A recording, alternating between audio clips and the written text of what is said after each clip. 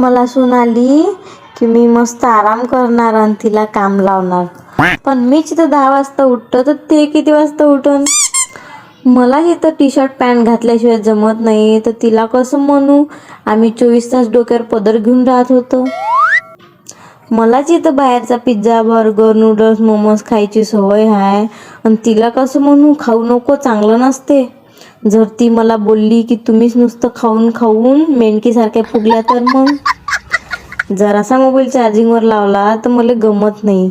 तिला कसं म्हणू पाहू नको डोळे खराब होते. मलाच इथं पिसाट सारखी राहायची सवय आहे आणि तिला कसं म्हणू का जवानपणी मी लय चांगली राहत होती. माझी सासू मला पाहायला आलती तर मला म्हणे पुरणाच्या पोळ्या करून दाखव आणि मी तिला पाहायला जाईन तर काय म्हणून रील बनवून दाखव. माय लय चौघड झालं रे देवा आमचं. सासूला उलट बोलता आलं नाही अंशुल बोलू देणार नाही रे बापा.